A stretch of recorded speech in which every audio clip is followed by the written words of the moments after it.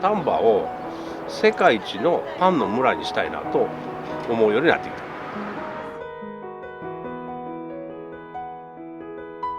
この小さなこの村に、世界中からのパン屋さんを集めて、いろんなとこからお客さんに来てもらう。でパンでこの町が起こせるんじゃないかなと思ってます。口に出さないと実現せえへんねん。そんな妄想を描いてます。楽しそうやろ。楽しそうに。またね。いただきます。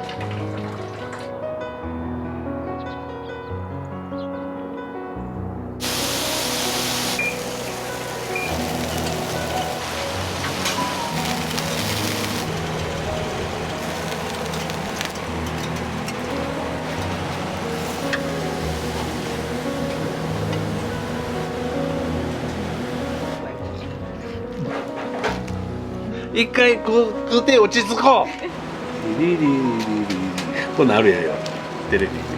安心が勝つと調子いいっす。調子いいですね。パン屋やけどご飯党です。妄想はなただやね。なんぼでもできんねん。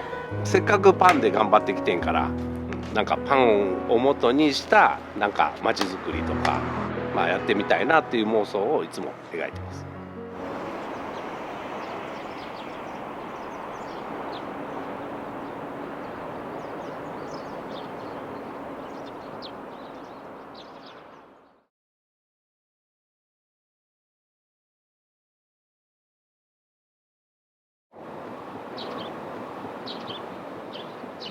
サンマ焼いてるみたいやな。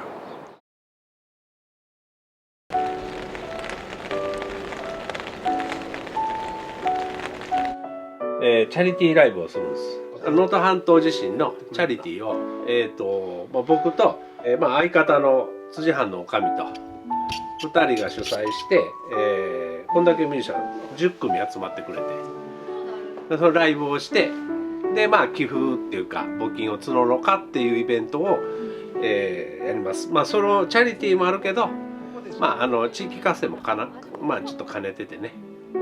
で今からちょっと確認しないともうじきなんで、ちょっと今から行きます。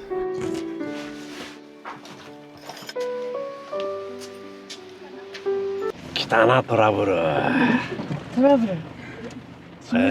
来たよ。燃えてくるやんけ。